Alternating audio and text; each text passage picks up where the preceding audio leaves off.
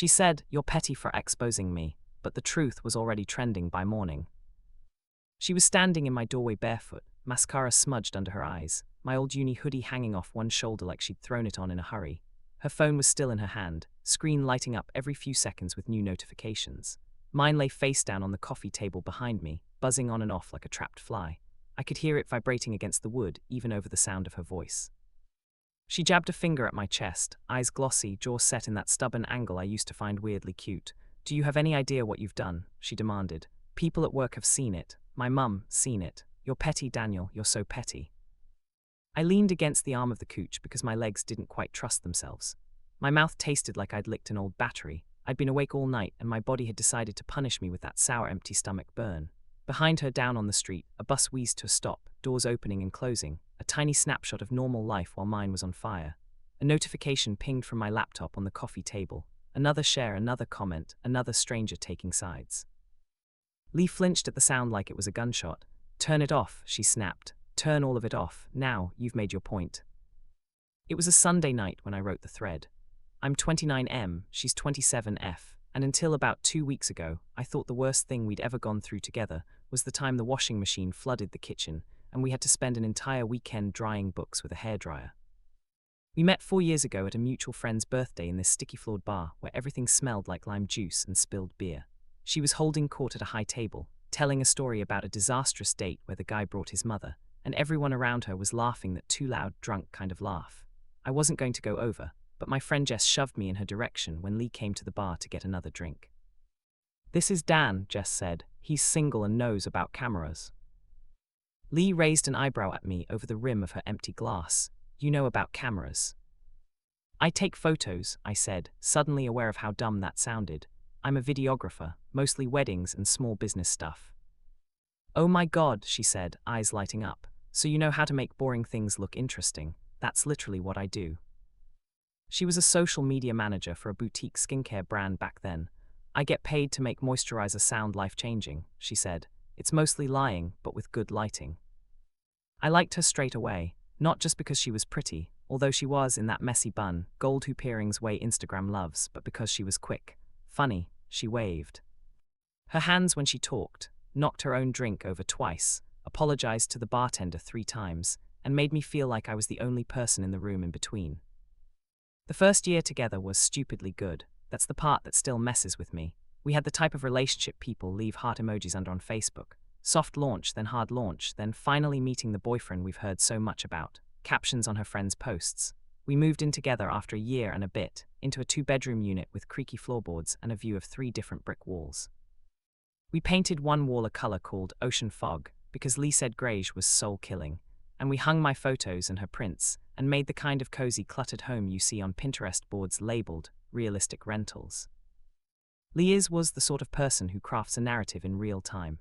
She didn't just post a photo of dinner. She posted a story about how she'd burnt the first attempt, and I'd ordered backup pizza while she cried on the floor, and somehow it made both of us look like endearing idiots instead of people who shouldn't be allowed near an oven. She'd narrate our weekends in captions before they were even over. "We're going to the markets," she'd say, snapping a selfie of us in the car. "What should we eat? Insert food Rex here." I'd be lying if I said I hated being part of that at first. My work is behind the camera, always. Suddenly I was in front of one too, framed as Lee's boyfriend who makes wholesome reaction faces in stories. Strangers replied to her posts saying we were couple goals. She'd show me and grin and be like, "Look, internet strangers think we're tolerable. We must be doing something right." We had our arguments like everyone else. Mostly about small things that stood in for bigger ones. Me leaving editing to the last minute, and then saying I was too tired to go to her friend's birthday. Her saying yes to too many social things, and then resenting me for being grumpy when our only free night got filled.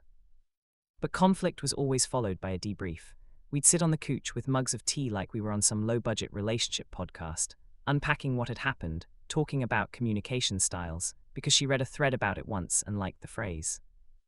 3 years in, Lee landed what she called her dream job. Social media strategist for a fairly big clothing brand.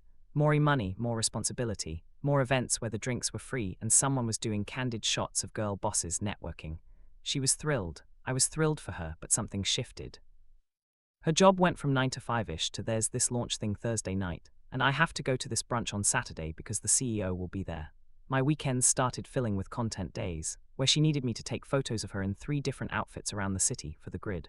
I'd carry a tote bag full of spare shoes and lipstick, and she'd spin in front of murals and cafes pretending we just stumbled on them. I didn't mind mostly. It was time together, even if half of it was spent waiting for golden hour.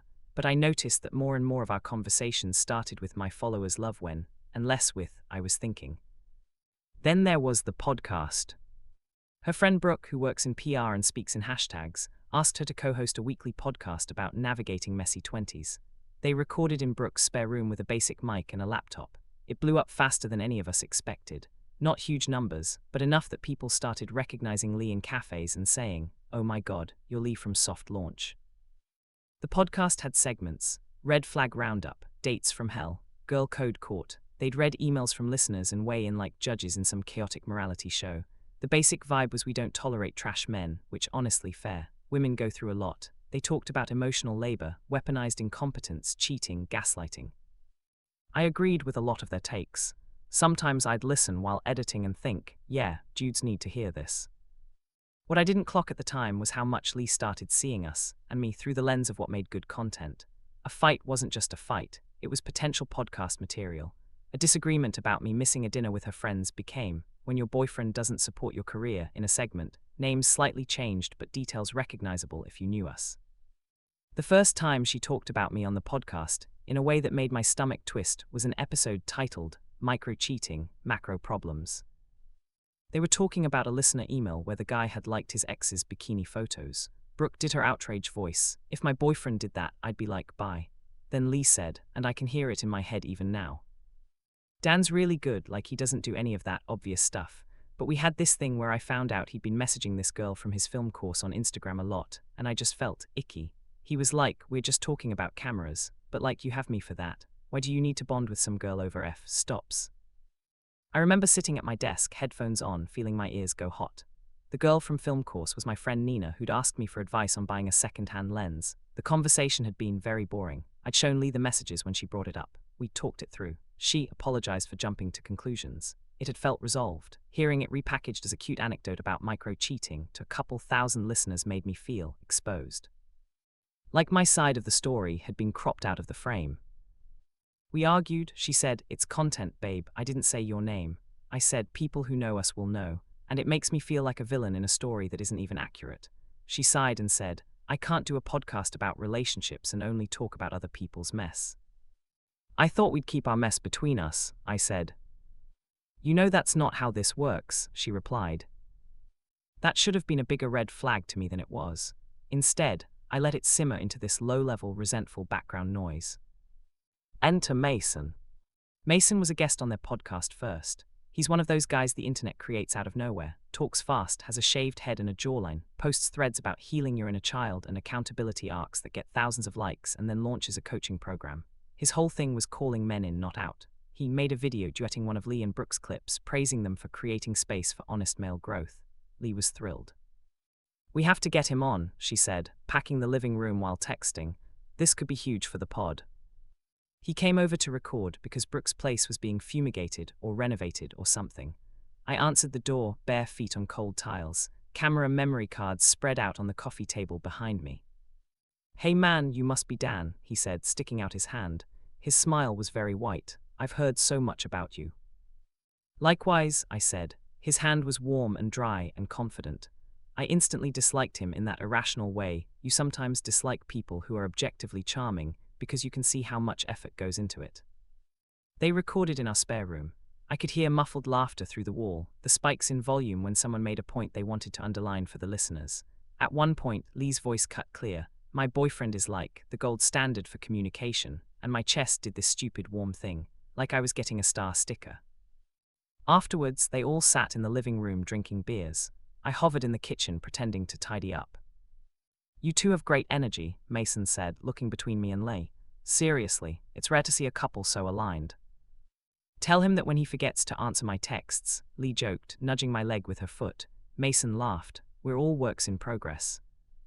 That phrase, work in progress, was on his merch, by the way. It was on his hat that night. It was on the tote bag he left behind and Lee later claimed as hers.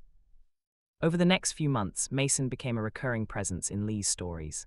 At first it was professional, reposting each other's clips, doing joint live streams about healthy conflict, that sort of thing.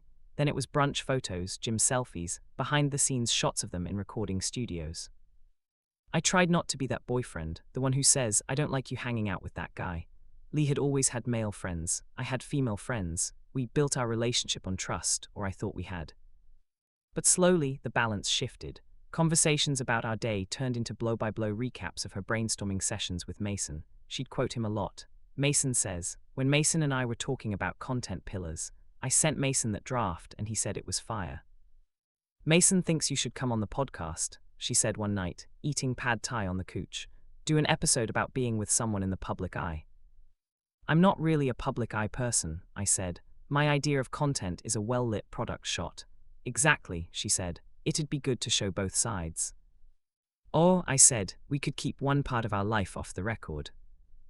She made a face. "You're being weird about this." "Am I?" "Yes," she said. "You've been snippy every time I mention him. It's not a good look, babe, like Insecure 101. I don't like the way he talks about men who disagree with him like they're all emotionally stunted Neanderthals," I said. "And I don't like that every time we have a minor disagreement now, you frame it like I'm failing some content standard."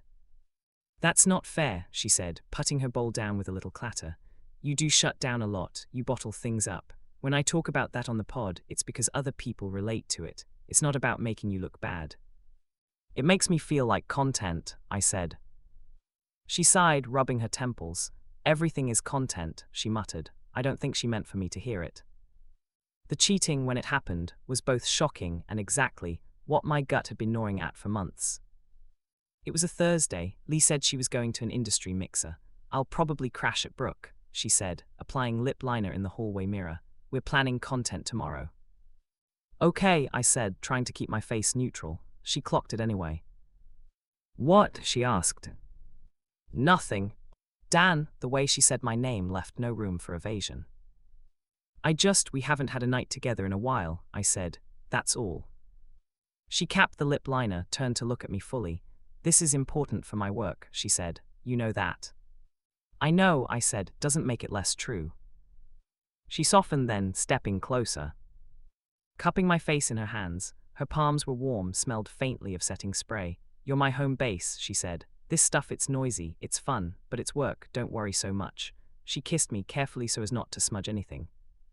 She left. I watched her taillights disappear down the street and tried to swallow the lump in my throat. That night, scrolling half-heartedly through Instagram, I saw a story someone had tagged Lee in, a boomerang of clinking glasses, neon bar lighting.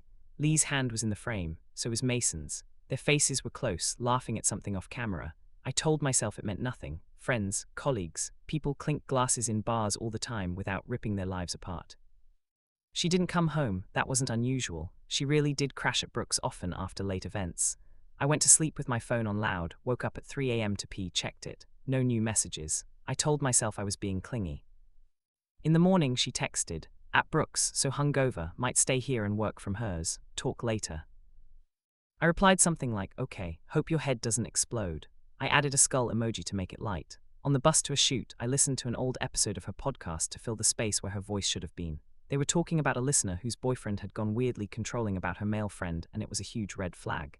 Lee said, if he trusted you, he'd trust that friendship, and the irony nearly made me laugh out loud. The crack turned into a full break a week later because of a DM. Not to me, to a burner account. I manage a bunch of client accounts for work. One of them is for a small cafe. I was on their Instagram, responding to a comment when a new message came in, from a username I didn't recognize, @TruthHitsBabe. "Hey, sorry, this is probably random, but do you know if your social media girl Lee is seeing anyone?" I blinked at it, confused. I was the social media girl. That was Lee, who did some freelance for them. I replied from the cafe account. "Hey, Lee's not here right now, what's up?" The typing dots appeared, disappeared, reappeared. Just girl code, I guess. I don't want to stir shit if I'm wrong. I frowned, switched to my personal account, searched the username. Private account, no mutuals. Something about it prickled. I DM'd from my own. "This is Lee's boyfriend. If you've got something to say it." Again, the dots. I sat there, heart thumping, in the back of the cafe between sacks of coffee beans and a crate of avocados. Okay, sorry, she's been getting pretty cozy with this guy Mason, right? They were at bar name last week. I work there. I saw them leave together. That's not the issue. The issue is I heard her say, he doesn't check my location, we're good, and then she laughed. My chest went cold. I could be wrong about the context. Maybe she was talking about someone else. Another message quickly after. But they were, yeah, handsy. And if my boyfriend did that, I'd want someone to tell me. Again, sorry if I'm out of line. I stared at the screen until my eyes strung. I typed, deleted, retyped. Do you have any proof? I can't film customers that get me fired. Understood. But I can tell you they were back last night too. Different bar, same energy. I sat there for a full 10 minutes, phone in my hand, smelling burnt toast and milk foam, thinking about Lay, so hungover at Brooke's text, thinking about her saying, he doesn't check my location, like that was a punchline. I didn't go home straight after my shoot. I went to Brooke. Her apartment is a 15-minute walk from ours. My feet felt like I was wadding through wet cement. I rang the buzzer. She answered on the intercom, sounding surprised. Dan. Hey, I said, trying to sound casual. Is Lee there? She left her charger. There was a pause. No, she just left like 10 minutes ago. Why? Just needed to talk to her, I said. No worries. She said she was going home, Brooke said, almost to herself. Yeah, I said, me too. I walked home faster than was comfortable, my heart racing ahead of me. Every car that passed, I glanced at, half expecting to see her little blue hatchback. It wasn't there when I turned onto our street. I don't know what made me check her iPad. Maybe the fact that my own hands were too unsteady to scroll my phone anymore. Maybe some part of me already knew and just needed confirmation. Her iPad was on the couch, half buried under a throw blanket. I picked it up, opened it without thinking. No password. She used it mostly for Netflix and Pinterest. Messages app, last conversation open, Mason. I scrolled. I wish I could say I hesitated, that I debated whether I had the right. I didn't. M had a good time last night. L, my head is killing me. You're bad for my liver. M, your body didn't seem to mind me. The world narrowed. My ears started ringing. I swiped up, heart pounding so hard my hands shook. L, I can't believe we did that in the Uber Elmau. I hate myself. M, driver didn't seem to mind. L, you're gross. M, you love it. L, shut up. I have to look my boyfriend in the eye tonight. My stomach lurched. I didn't need more. I kept scrolling anyway. Photos, one of them in the bar bathroom mirror, her pressed against him, his hand on her hip, her lipstick smudged. One of their legs tangled under a restaurant table. Nothing fully explicit, but enough, too much. L, he has no idea. I told him I was at Brooke. M, you said he trusts you. L, yeah, that's the fucked part. M, maybe he shouldn't. I put the iPad down very gently, like dropping it would make it all less real. Then I walked into the bathroom and threw up. That was the night everything in me snapped, but not loudly, not with shouting or smashed plates. It was more like a wire quietly breaking somewhere inside my chest. Lee came home an hour later, breezing in with that, sorry I'm late, don't be mad, smile already on her face. She froze when she saw me sitting at the table with the iPad in front of me. Hey, she said, and her voice came out a little too high. What's up? I looked at her, really looked. The foundation over the little freckle on her left cheek, the twist in her hair where she hadn't pinned it properly, the faint smear of lipstick outside the line of her mouth. How Mason? I asked. It's weird watching someone's face rearrange. There was confusion first, then a quick flash of fear, then the settling sadness of someone realizing they've been caught mid-lie. Dan, Don't, I said, and my own voice sounded strange in my ears. Don't insult me like that. I read it. I tapped the iPad. All of it. She made this soft, wounded noise. You went through my messages. That's your takeaway? I asked. Not, I've been cheating on my boyfriend while talking about girl code on a podcast. I haven't, she started, then stopped, the sentence dying between us. She dropped her bag onto the chair and collapsed onto the couch, head in her hands. I fucked up, she said. I know, I fucked up so bad. How long? I asked. It felt like a cliché even as I said it. A few weeks, she whispered. Define a few. Since the live show, she said. After party, we were drunk, it just happened. It did just happen, I said. You kept doing it, you lied about where you were, you laughed about the fact that I trusted you. She let out a sob that sounded like a cough. I hate myself, she said. Not enough to stop, I said. We went round and round for hours. Her crying, saying she didn't know why she'd done it, that she'd been feeling disconnected, that Mason made her feel seen in a way I didn't, me alternating between numb questions and sharp, ugly jabs.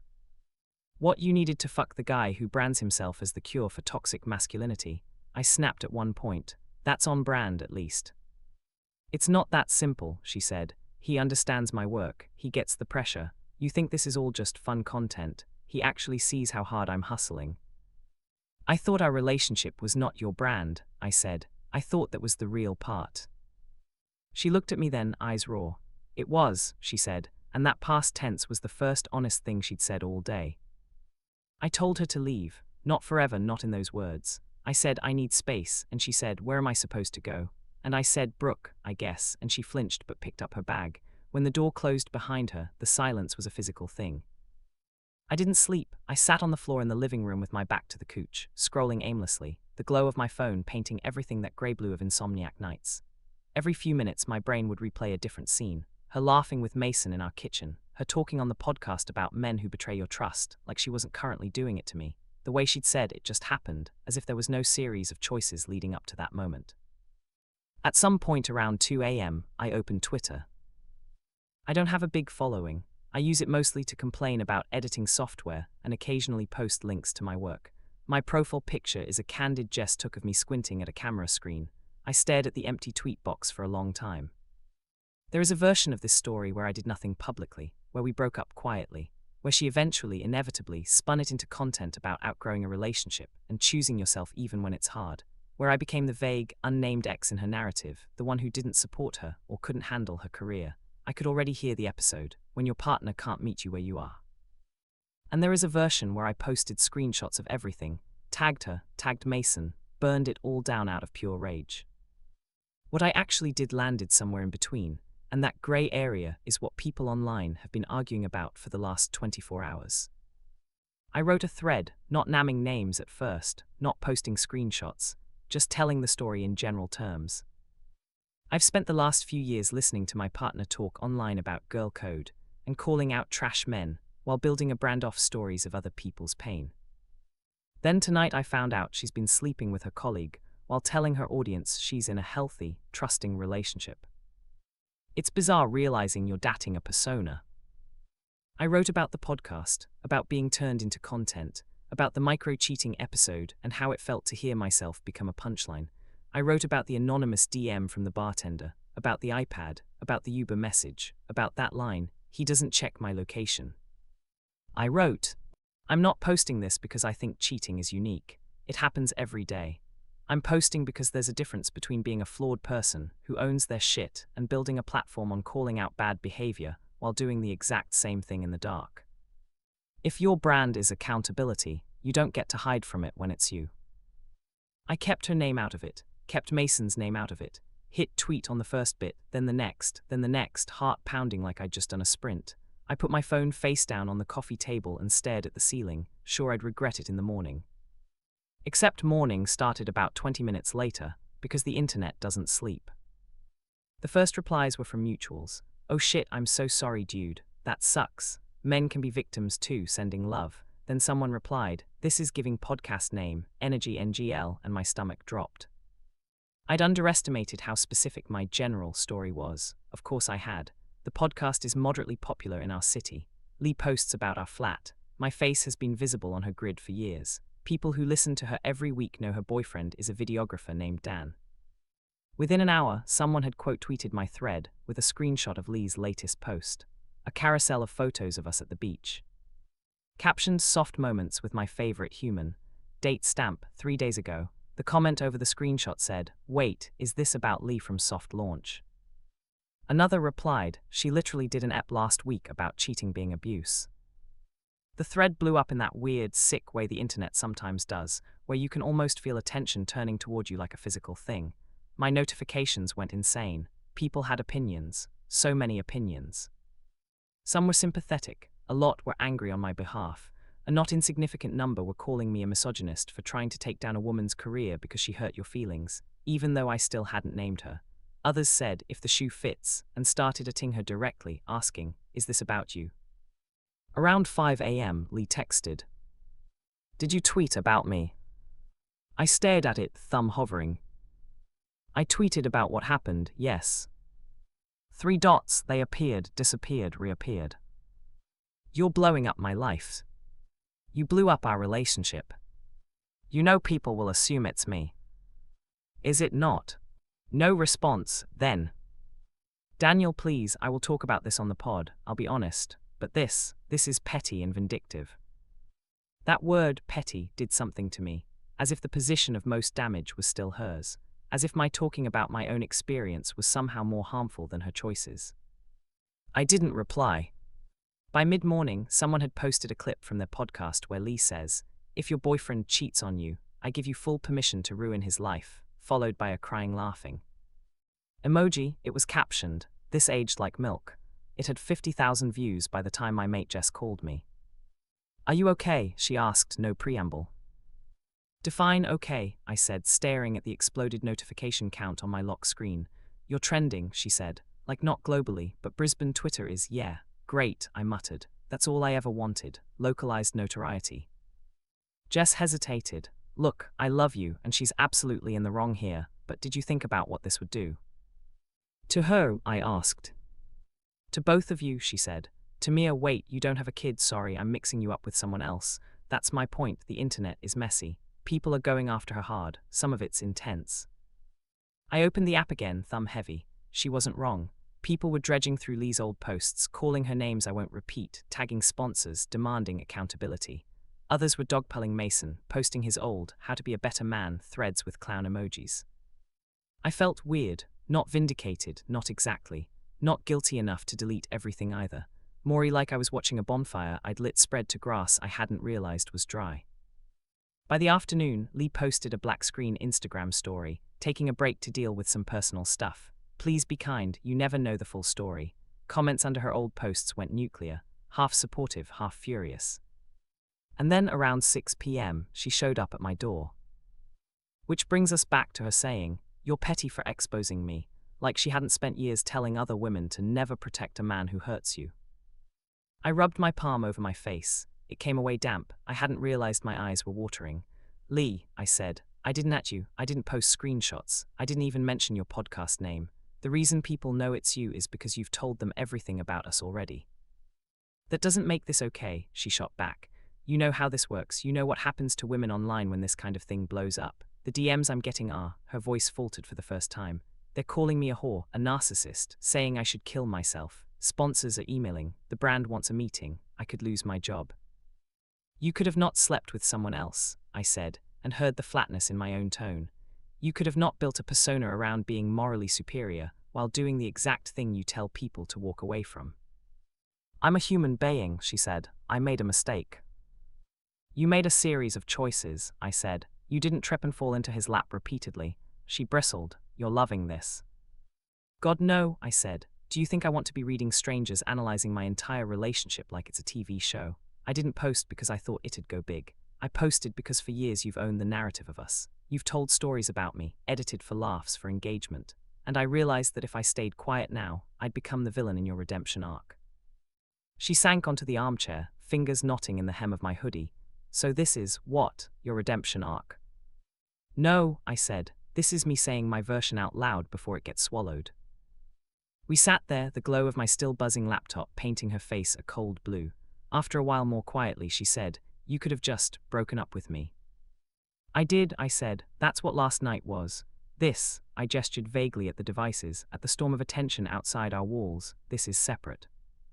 It's not though, she said. You know it's not. Do you really think this is proportional? I slept with someone. It's awful, I know it is, but people act like I've committed a war crime. I think, I said slowly, that cheating is common, yes, awfully, depressingly common, but not everyone who cheats broadcasts morals to tens of thousands of people as their job. You made yourself a public figure. You made our relationship part of that brand. That's why people care, not because I'm special. She flinched. So this is, what a lesson. You want to hold me accountable like some righteous internet crusader. I want you to stop pretending you're the only one allowed to tell the story, I said. We went in circles again. She accused me of weaponizing the misogynistic internet. I pointed out that half the people dragging her were women, citing her own words back to her. She said, "Those clips are out of context," and I said, "Welcome to everyone you ever did an episode about." At some point she started crying in earnest, ugly sobs that made her shoulders shake. I felt this horrible double pull in my chest. Part of me wanted to comfort her, the way I always have. Make tea, get a blanket, say we'd figure it out. The other part wanted to keep my distance, to build a wall out of anger and stay behind it because empathy felt dangerous. "Please delete it," she whispered eventually, voice shredded. "Please, I'll go on the pod and tell the truth. I'll apologize. We can break up privately, just take it down." I looked at her, at the woman I'd planned a future with, at the woman who'd edited my doubts into anecdotes, at the woman who, 36 hours ago, had laughed about my trusting her. "I'll pin it," I said. Her head snapped up. "What?" "The thread," I said. "I'll pin it. So people see it in context, instead of just the worst quote tweets."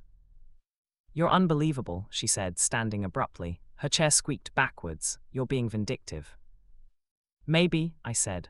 "Or maybe this is what it looks like when men don't just quietly eat the consequences of someone else's choices because they're afraid of being called petty." She stared at me like she didn't recognize me. Then she grabbed her phone, shoved it into her pocket, and walked out without another word. That was yesterday. Today the thread is still up. It has less active engagement now. The internet's attention span is mercifully short. Lee posted a 15-minute video on her podcast feed titled "Owning My Shit," where she kind of admitted and kind of defended herself in the same breath. She called what happened with Mason an inappropriate emotional entanglement that crossed physical boundaries, which is a very holistic way of saying affair. She said she and I had agreed to part ways. We hadn't agreed, so much as I'd said it was over, and she'd cried. She apologized to anyone who feels hurt by the discrepancy between my values and my actions. Sponsors commented things about taking accountability seriously and standing by her in her growth journey. My inbox, meanwhile, is a mix of men thanking me for showing that we can talk about being cheated on, and women warning me to never date someone who monetizes their personal life again. A few people told me I'd ruined her shot at a book deal. A few others said, "She'll be fine, messy women rebrand and keep going." Do I feel good? No, not really. I feel tired, like I've just run a marathon I never wanted to sign up for. Do I regret posting? That answer shifts hour by hour. In my lower moments, I wonder if I've stooped to her level, turning pain into content. In my clearer ones, I remember all the times she took my private vulnerabilities and turned them into segments. The time she laughed about our sex life on air. The way she once described my introversion as emotional constipation to a guest, and they all giggled while listeners commented, "Dump him, sis." She didn't ask permission for those, because in her mind we were part of the brand. Our mess was material. The difference I keep coming back to is that I told my story once, on my page, about me. I didn't name her to her boss. I didn't send the thread to her parents. I didn't tag sponsors. The internet did what it always does, took something true, spun it out wider, made it entertainment. She's been doing a softer version of that for years. Petty is such a useful word. It shrinks the person you're accusing, makes their feelings seem small, ridiculous. It's a cousin of overreacting and dramatic. My dad used to call my mum petty whenever she brought up his old affair. "Are we really still doing this?" He'd sigh and she'd shrink a little, even when what she was asking for was his acknowledgement that the wound still hurt. Maybe I am petty. Maybe there's a vindictive streak in me I didn't know about until Lee lit it up. Maybe if I were a better person, I'd have taken the high road, kept it offline, let her curate the narrative. But there is something deeply satisfying, in a dark, complicated way, about watching her own words be turned back on her by the same crowd she used to wield them in front of. Not because I want her cancelled, whatever that even means, but because for once, she doesn't get to be the only one holding the mic. I don't know what happens next. Practically, we have to divide furniture, cancel the lease, untangle bank accounts. Emotionally, I have to learn how to be a person whose name rings bells in strangers' brains for a while because of this drama, not because of my work. If there's a lesson here, because the internet loves a takeaway, it's not never date someone with a podcast or go public with your pain, it's empowering. It's more boring and more personal. Be very careful with people whose first impulse in any situation is to ask, "How will this play?" She said I was petty for exposing her, but the truth was already trending by morning because she'd built herself on broadcast. All I did was speak a quieter truth into the same room and refuse to whisper.